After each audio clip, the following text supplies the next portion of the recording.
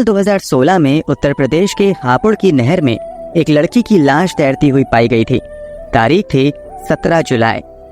UP police ने इस पूरे मामले को ऑनर किलिंग का मामला समझा, लेकिन जब इस केस की जांच आगे बढ़ी तो 2 साल बाद दिल्ली पुलिस के सामने एक ऐसा सच आया जिसे सुनकर आपके भी होश उड़ जाएंगे।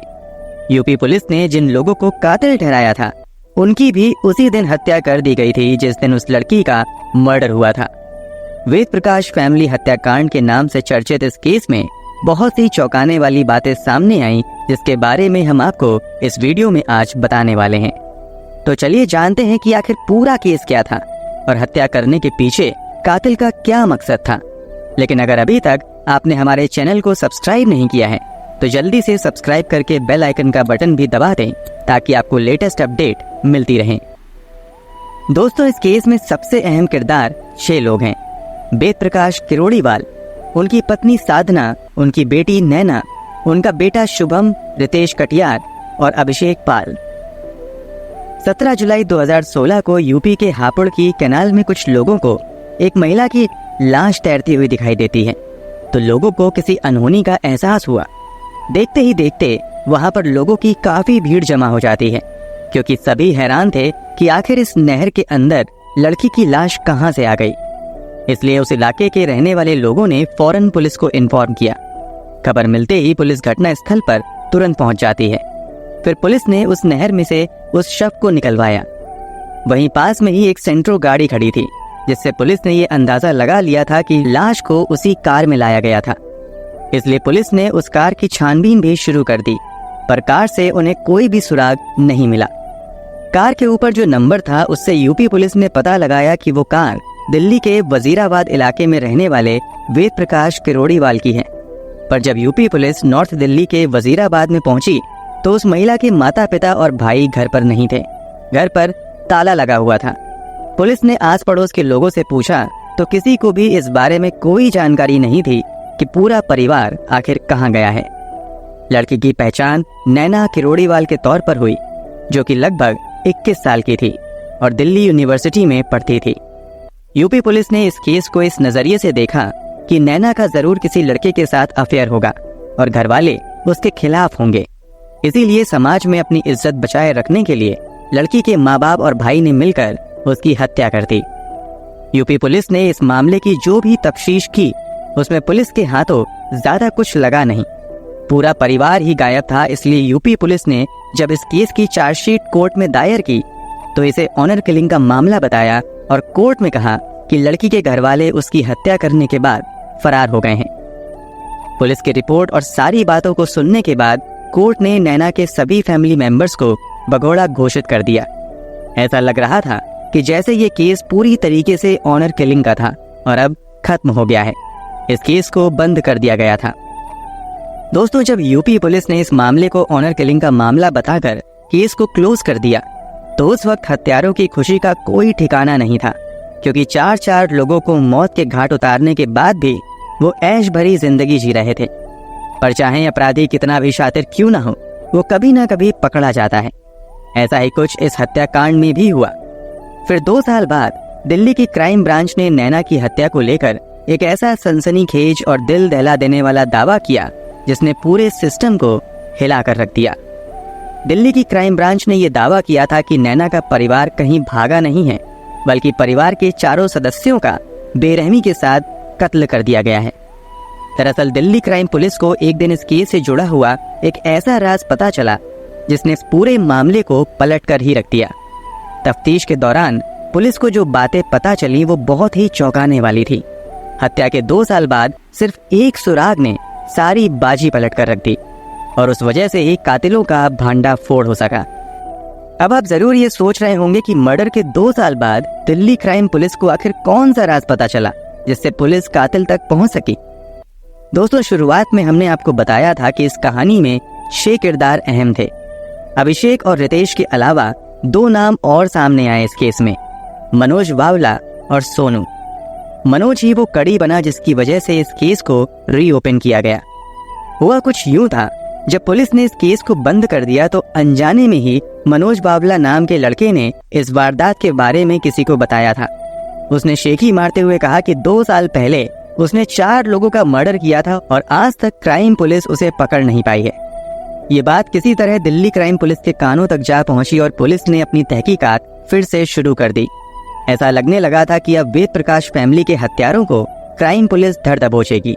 पर दोस्तों, इस कहानी में फिर एक बहुत ही जबरदस्त ट्विस्ट आ गया जिसने पुलिस को भी घुमा कर रख दिया। दरअसल जब इस केस की तहकीकात करते हुए पुलिस मनोज बावला तक पहुंची तो तब तक उसकी रोड एक्सीडेंट में मौत हो चुकी थी। पुलिस के हाथ एक बार फिर से खाली थे, लेकिन पुलिस ने हार नहीं मानी और अपनी जांच जारी रखी। फिर तहकीकात करते हुए पुलिस को पता चला कि मनोज बावला की दोस्ती अभिषेक पाल के साथ थी। पुलिस को अभिषेक पर शक हुआ और शक की बुनियाद पर पुलिस ने उसे गिरफ्तार कर लिया। अब सवाल ये था कि आखिर किसी की इस परिवार से क्या दुश्मनी थी जो पूरे परिवार को ही मौत की नींद सुला दिया। आखिर हत्यारे का मकसद क्या था? नैना की लाश अगर हापुड़ की नहर से मिली थी तो बाकी लोगों की लाशें कहाँ थीं? ऐसे बहुत से सवाल आपके दिमाग में भी जरूर आ रहे होंगे। तो इन सब के जवाब पाने के लिए अब पुलिस ने अभिषेक पाल से पूछताछ की। पहले तो अभिषेक ने पुलिस को चकमा देने की कोशिश की, लेकिन पुलिस ने जब अपना रवैया थोड़ा सख्त किया तो वो टूट गया। उसके बाद पुलिस के सामने उसने कुछ ऐसे सनसनीखेज खुलासे किए जिसे सुनकर पुलिस के भी होश उड़ गए। तो अभिषेक पाल ने दिल्ली क्राइम पुलिस को ऐसा क्या बताया था? इस सब के बारे में जानने के लिए हमें घटना से पहले के समय में जाना होगा। वजीराबाद के रहने वाले वेद प्रकाश किरोड़ीवाल एक फाइनेंसियर थे। उसके अलावा दिल्ली के मजनू का टीला नाम की जगह पर उनकी कपड़ों का बिजनेस भी था। उनके पास पैसों की कोई कमी नहीं थी और इसीलिए उनकी जिंदगी में सब कुछ बहुत अच्छा चल रहा था। उनके परिवार में उनकी पत्नी साधना और बेटी नैना के अलावा एक बेटा शिवम भी था। पूरी फैमिली बहुत हंसी खुशी से अपनी जिंदगी जी रही थी। लेकिन तब एक दिन कुछ ऐसा हुआ जिसकी वजह से पूरे परिवार का खात्मा कर दिया गया। वेद प्रकाश की दुकान पर रितेश कटियार नाम का एक लड़का काम करता था। उसे ऐसा लगने लगा था कि नौकरी करके वह अपने परिवार की जरूरतों को पूरा नहीं कर पा रहा है, इसलिए वह अपना बिजनेस शुरू करना चाहता था। पर कोई भी काम शुरू करने के लिए पैसा होना जरूरी है, जो उसके पास नहीं था।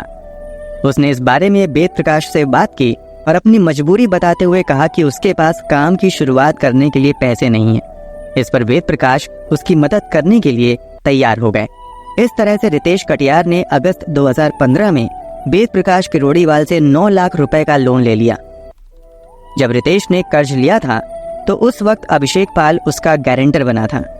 इसके अलावा रितेश ने वेद प्रकाश किरोड़ीवाल की दुकान भी किराए पर ले ली थी। तो वेद प्रकाश किरोड़ीवाल की हेल्प से अब रितेश ने अपना काम शुरू कर दिया था। शुरू में तो सब कुछ बिल्कुल ठीक चलता रहा और हर महीने रितेश कटियार वेद प्रकाश को लोन की किस्त दे दिया करता था। लेकिन उसका बिजनेस दिन ब दिन खराब होता जा रहा था और उसे नुकसान होने लगा। लगातार होते घाटे की वजह से अब रितेश के लिए हर महीने लोन की इंस्टॉलमेंट देना और दुकान का किराया देना बहुत मुश्किल हो गया था। जब रितेश कटियार ने कर्जे की किस्त और रेंट देना बंद कर दिया तो पहले तो वेद प्रकाश किरोड़ीवाल ने उससे प्यार से कहा कि वह समय पर उसे उसका पैसा दे दिया करे। लेकिन जब रितेश कटियार के सिर पर जू नहीं रहेंगी तो उसने फिर उसके ऊपर अपने पैसे वापस लेने के लिए प्रेशर बनाना शुरू कर दिया।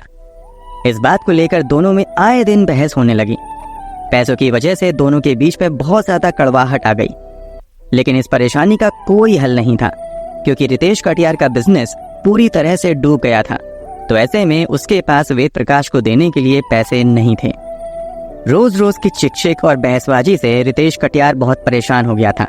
वह इन सब से छुटकारा पाना चाहता था। वेद प्रकाश अब रितेश कटियार के गारंटर अभिषेक पर भी पैसे वापस करने के लिए दबाव बनाने लगे थे, जिससे वह भी परेशान हो गया था। जब किसी तरह से कोई बात बनती नहीं दिखी तो तब एक दिन इन दोनों ने फैसला किया कि वे इस प्रॉब्लम का कोई बहुत ही अच्छा हल निकालेंगे। उन्हें अब कुछ ऐसा करना होगा जिसकी वजह से ये मामला पूरी तरह से खत्म हो जाए। पर आपको यकीन नहीं आएगा कि इन दोनों के शैतानी दिमाग में एक ऐसा घिनौना आइडिया आया जिसने इंसानियत को शर्मसार कर दिया। अब आगे जो भी आपको इस केस में पता चलेगा वो आपको बहुत ज्यादा दुखी कर देगा और आप अपनी आंखों से बहने वाले आंसुओं को कंट्रोल नहीं कर सकोगे, क्योंकि अब ये दोनों कुछ बहुत ही खतरनाक काम करने वाले थे। काफी सोचने के बाद इन्होंने प्लान बनाया कि वेद प्रकाश किरोड़ीवाल को हमेशा के लिए मौत की नींद सुला दिया जाए। हत्या की साजिश रचने में इन्होंने 2 किशोर लड़कों मनोज वावला और सोनू को भी शामिल कर लिया था। प्लान के मुताबिक अभिषेक ने अब नैना के छोटे भाई शुभम को ड्राइविंग सिखाना शुरू कर दिया, क्योंकि उसका मकसद था कि वह इस परिवार के करीब आ जाए, जिसमें वह कामयाब भी हो गया। जब इनको लगा कि सब कुछ इनकी योजना के हिसाब से हो रहा है, तो तब इन्होंने 15 जुलाई को वेद प्रकाश किरोड़ीवाल की हत्या की योजना बनाई। हत्या वाले दिन यानी कि 15 जुलाई 2016 को अभिषेक पाल लगभग सुबह के 11 बजे वेद प्रकाश किरोड़ीवाल के घर पहुंच गया और उसने वेद प्रकाश से कहा कि शुभम की कार के टायर खराब हो रहे हैं और उन्हें चेंज करवाना जरूरी है। उसने वेद प्रकाश को टायर बदलवाने के लिए अपने साथ टायर की शॉप पर चलने के लिए कहा। बस फिर क्या था, वेद प्रकाश अभिषेक के साथ टायर वाले की दुकान पर जाने के लिए घर से निकल जाते हैं। वह इस बात से बिल्कुल अनजान थे कि अभिषेक उनके साथ कोई खूनी खेल खेलने वाला है, क्योंकि चाहे लाख लड़ाई झगड़ा सही, पर वेद प्रकाश को अभिषेक के ऊपर भरोसा था, क्योंकि वह उनकी दुकान पर काफी समय से काम करता था। शायद यही उनकी सबसे बड़ी गलती थी, जिसकी वजह से उनकी और उनके पूरे परिवार की जान गई। कई बार हम ऐसे लोगों पर भरोसा कर लेते हैं जो आगे चलकर हमारी आस्तीन का सांप बन जाते हैं। इसलिए बहुत जरूरी है कि हमें दूसरे लोगों पर हद से ज्यादा विश्वास नहीं करना चाहिए। तो अपने घर से निकलकर वेद प्रकाश गाड़ी की अगली सीट पर बैठ गए। वेद प्रकाश किरोड़ीवाल फ्रंट सीट पर बैठे हुए थे कि तभी मौका देखकर हत्यारों ने क्लच वायर लेकर उनका गला घोटना शुरू कर दिया। वेद प्रकाश बुरी तरीके से तड़प रहे थे और अपनी जान बचाने के लिए हाथ पैर इधर उधर मार रहे थे, लेकिन सब बेकार। जब उनका शरीर ठंडा हो गया तो कातिलों ने उनके शव को कार की डिग्गी में डाल दिया। दोनों बहुत खुश थे कि उन्होंने कितनी चालाकी के साथ वेद प्रकाश किरोड़ीवाल को मौत के घाट उतार दिया। लेकिन अब इन दोनों को इस बात का डर सताने लगा कि जब वेद प्रकाश घर नहीं पहुंचेंगे तो ऐसे में वेद प्रकाश किरोड़ीवाल की पत्नी साधना और बेटा शुभम पुलिस को इस बारे में जानकारी दे सकते हैं कि वह अभिषेक के साथ घर से निकले थे। बस इसी डर की वजह से इन दोनों ने फैसला किया कि वो इस पूरी फैमिली को ही निपटा देते हैं। लगभग दोपहर को 2 बजे इन दोनों ने शुभम को कॉल किया और उससे कहा कि तुम्हारी कार के टायर सही हो गए हैं, तुम आकर एक बार गाड़ी चलाकर देख लो कि टायर सही हैं या नहीं। शुभम को इस बात की जरा सी भी भनक नहीं थी कि कोई इस तरह धोखे से बुलाकर उसकी हत्या कर सकता है। वह उनके पास चला जाता है। शुभम की हत्या भी ठीक वैसे ही की गई जैसे वेद प्रकाश किरोड़ीवाल की गई थी, यानी कि उसका मर्डर भी क्लच वायर से किया गया था। गला घुटने की वजह से और सांस रुकने की वजह से शुभम ने दम तोड़ दिया। उसका मर्डर करने के बाद अभिषेक और रितेश कटियार ने उसकी बॉडी को भी पीछे डिग्गी में रख दिया, जहां पर पहले से ही वेद प्रकाश किरोड़ीवाल की बॉडी रखी हुई थी। दोनों बाप बेटों का काम तमाम करने के बाद अब इन दरिंदों ने अगला निशाना वेद प्रकाश किरोड़ीवाल की पत्नी साधना को बनाया। शाम हो चली थी और उस वक्त वे फिर से वेद प्रकाश किरोड़ीवाल के घर पहुंच गए और वहां उनकी पत्नी साधना से झूठ बोला कि उनके पति का एक्सीडेंट हो गया है और वह हॉस्पिटल में है। अपने पति की एक्सीडेंट की खबर सुनकर साधना परेशान हो गई और वह उन दोनों के साथ घर से निकल गईं ताकि जल्द से जल्द अपने पति के पास पहुंच सकें। लेकिन बेचारी साधना को क्या पता था कि उनके पति और बेटे का तो पहले से ही कत्ल कर दिया गया है और अब उनकी बारी है। साधना को मारने के लिए भी उन्होंने उसी क्लच वायर का इस्तेमाल किया जिससे उन्होंने वेद प्रकाश और शुभम को ठिकाने लगाया था। अब केवल नैना बची थी। लगभग रात 9 बजे के करीब दोनों आरोपी वेद प्रकाश के घर फिर से जाते हैं और नैना को वही एक्सीडेंट की झूठी कहानी सुनाते हैं जो उन्होंने उनकी मां साधना को सुनाई थी। नैना भी उनकी बातों में आ जाती है और उनके साथ घर से निकल जाती है। रास्ते में नैना की भी क्लच वायर से गला घोटकर हत्या कर दी जाती है। एक हंसता खेलता परिवार कुछ ही घंटों में मौत की नींद सुला दिया गया था और हत्यारों को अपने किए पर ना तो कोई शर्म थी और ना ही दुख। ऐसे लोग इंसान कहलाने के लायक नहीं होते। वो अपने किए हुए कांड के बारे में अफसोस तो तब करते जब उनके दिल में थोड़ी सी भी इंसानियत होती। जब उन्होंने उस पूरे परिवार के लोगों को खत्म कर दिया तो उसके बाद वे उस कार को लेकर एक स्कूल में गए जो सुनसान था और वहां पर कोई भी आता जाता नहीं था। चारों लोगों के शवों को वे वहीं पर फेंक कर वापस आ गए।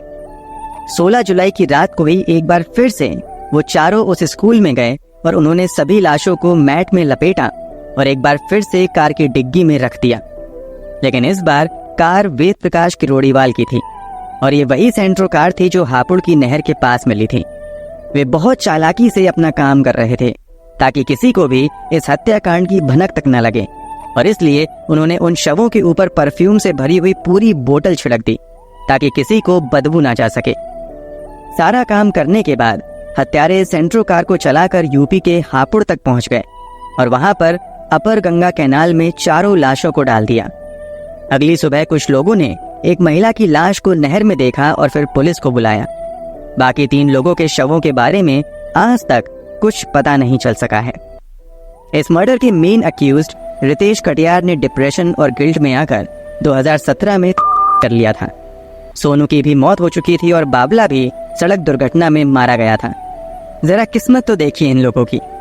1 साल पहले इन्होंने 4 लोगों को निपटाया था और अब वे खुद ही इस दुनिया से जा चुके थे।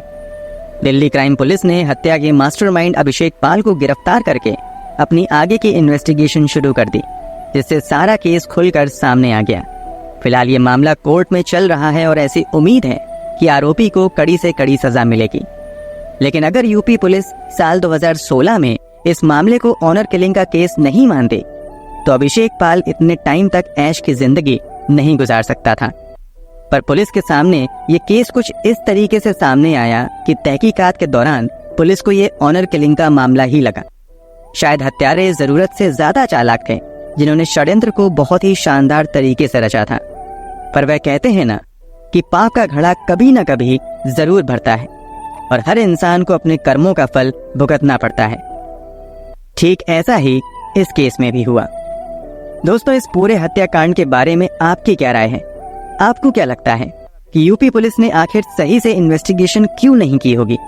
आपके हिसाब से क्या वेद प्रकाश किरोड़ीवाल ने रितेश कटियार को पैसे देकर गलती की थी या उन्हें रितेश कटियार और अभिषेक पाल पर जरूरत से ज्यादा पैसे वापस लेने के लिए दबाव नहीं बनाना चाहिए था?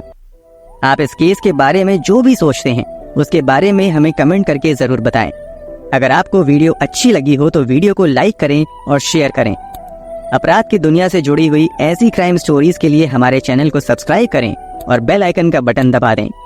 आज के लिए बस इतना ही। जल्दी ही हम हाजिर होंगे एक ऐसी ही होश उड़ाने वाली क्राइम की दास्तान लेकर जो आपका दिल दहला देगी।